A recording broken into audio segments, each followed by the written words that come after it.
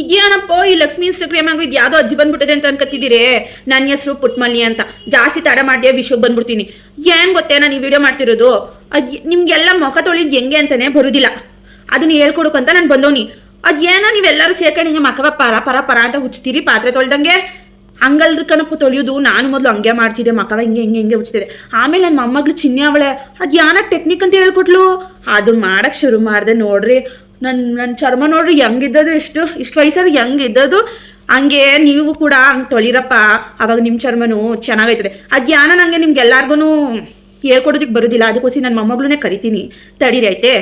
ಚಿನಿ ಚಿನಿ ಏನೋ ಟೆಕ್ನಿಕ್ ಹೇಳ್ಕೊಡವ ಮಕ ತೊಳಿದ ಬಂದೆ. ನಮ್ಮ ಅಜ್ಜಿ ಹೇಳ್ತಾ ಇದ್ದದ್ದು ಏನಂತ ಹೇಳಿದ್ರೆ, ಫೇಸ್ನ ರಫ್ ಆಗಿ ತಿಕ್ಕಬಾರ್ದು. ಫಸ್ಟ್ ನಮ್ಮ ಅಜ್ಜಿ ಕೂಡ ಅದೇ ಥರ ಮಾಡ್ತಾರೆ. ಸೊ ಆವಾಗ ನಾನು ಫೇಸ್ ವಾಶ್ ಟ್ರಿಕ್ನ ಹೇಳ್ಕೊಟ್ಟೆ, ಸರ್ಕ್ಯುಲರ್ ಮೋಷನ್ ಟ್ರಿಕ್. ಯಾವ್ದಾದ್ರು ನೀವು ಯೂಸ್ ಮಾಡೋ ಫೇಸ್ ವಾಶ್ನ ತೊಗೊಂಡು ಅದನ್ನು ಈ ಥರ ಮಾಡಿ ಸ್ಕಿನ್ ಮೇಲೆ ಅಪ್ಲೈ ಮಾಡಿ ಸರ್ಕ್ಯುಲರ್ ಮೋಷನಲ್ಲಿ ಈ ಥರ ಮಸಾಜ್ ಮಾಡಿ. ಸೊ ದಟ್ 30 to 45 ಸೆಕೆಂಡ್ಸ್ ನೀವು ಆ ಥರ ಮಾಡಿ ನಿಮ್ಮ ಫೇಸ್ ವಾಶಲ್ಲಿರೋ ಎಲ್ಲ ಇಂಗ್ರೀಡಿಯೆಂಟ್ಸ್ ಕೂಡ ಆ್ಯಕ್ಟಿವೇಟ್ ಆಗುತ್ತೆ. ಇಷ್ಟು ಸಿಂಪಲ್. ಆ್ಯಂಡ್ ಈ ಥರ ಮಾಡೋದ್ರಿಂದ ನಿಮ್ಮ ಫೇಸ್ ಬ್ಯಾರಿಯರ್ ಡ್ಯಾಮೇಜ್ ಆಗೋದಿಲ್ಲ. ಬಾಯ್. ನನ್ನ ಮೊಮ್ಮಗಳು ಹೇಳ್ಕೊಟ್ಟಿದ್ದ ಟೆಕ್ನಿಕ್ ತಿಳಿತೆ ಗೊತ್ತಿಲ್ಲ ಅಂತ ಹೇಳೋದು ಯಾನ ಕಮೆಂಟ್ ಅಂತ ಮಾಡ್ತೀರಲ್ಲ, ಹೊಸಿ ಮಾಡ್ರಪ್ಪ.